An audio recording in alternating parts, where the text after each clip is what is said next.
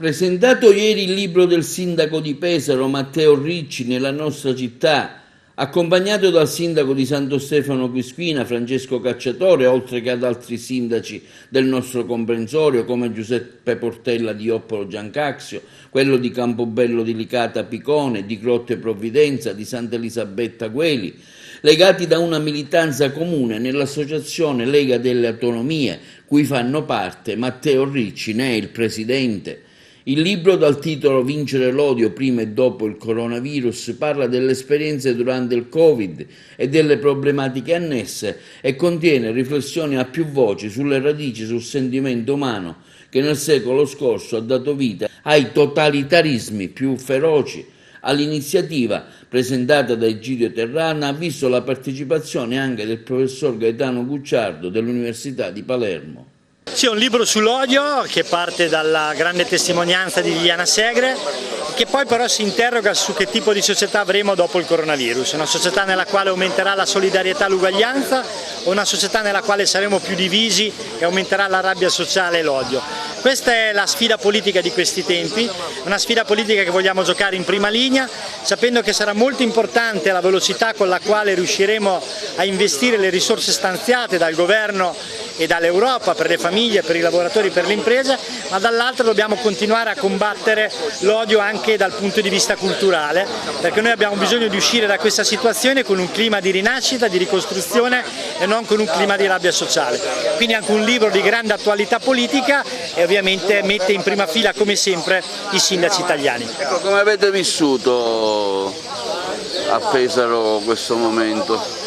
Pesaro è stato molto difficile, siamo stati una delle realtà più colpite d'Italia dopo il nord e la Lombardia, abbiamo avuto tanti morti, tanti drammi, tanta sofferenza, ora da alcuni mesi stiamo molto bene, però è evidente che come tutta Italia stiamo provando a rinascere con grande prudenza, con grande cautela, ma abbiamo bisogno assolutamente di ripartire dal punto di vista lavorativo, produttivo e anche dal punto di vista culturale. Avremo mesi difficili nel quale dovremo convivere ancora con il virus in attesa del vaccino, però dobbiamo mantenere grande determinazione nella volontà di ripartire e al tempo stesso grande prudenza, perché il virus è ancora tra noi e non è stato ancora sconfitto. Una rinascita lenta nonostante ciò che ha fatto il governo giallo-rosso? Lenta, ma pare con un rimbalzo economico maggiore del previsto, soprattutto in alcuni settori produttivi. Ora, come diceva, le risorse non mancano, bisogna investirle velocemente, abbiamo bisogno di uscire da questa situazione con un paese, con uno Stato più semplice, più veloce, perché se non lo facciamo questa volta davvero non lo faremo mai più. Questa è un'iniziativa fatta dall'associazione Ali, vero? Sì, abbiamo riorganizzato la vecchia Lega delle Autonomie, che è diventata Ali, Autonomie Locali Italiane, mettendo insieme i sindaci riformisti, quelli che vogliono stare in un campo di valori, di centrosinistra, tanti sindaci civici che vogliono dare un contributo anche politico, non solo amministrativo, in questo momento nel Paese. Alla fine di settembre organizzeremo il Festival delle Città a Roma, sarà un grande evento nazionale, e anche qui in Sicilia ci stiamo strutturando in tanti comuni siciliani, perché abbiamo bisogno anche qua di dare forza ai sindaci riformisti della Regione Sicilia. Come valuta questo momento politico in vista anche delle prossime elezioni? Si pensa a una vittoria schiacciante del centrodestra che vedrebbe anche una crisi di governo? A destra spesso e volentieri i partiti si odiano ma poi si alleano. A sinistra stiamo governando insieme anche con questo esperimento con i 5 Stelle e poi non siamo in grado di presentarci uniti nei territori, questo è il grande problema. Abbiamo bisogno di più unità, se davvero il governo Conte deve durare, come tutti dicono, fino alla fine del mandato, abbiamo bisogno di renderlo più coeso dal punto di vista politico, ed è un peccato che in tante regioni italiane non si sia potuto avere un'alleanza compatta di tutte le forze che sostengono il governo Conte. È evidente oggi che chi vuole sostenere il governo Conte ha solo un voto per i candidati di centrosinistra, perché è evidente che le regionali non c'entrano nulla col governo, ma se le regionali andranno bene si rafforzerà il governo Conte, se andranno male sarà sicuramente un passaggio di indebolimento che a mio parere non va a vantaggio non soltanto del governo ma neanche a vantaggio del Paese. Ad Agrigento si voterà il prossimo 4 e 5 ottobre, le sembrerà strano ma il PD non presenta una lista.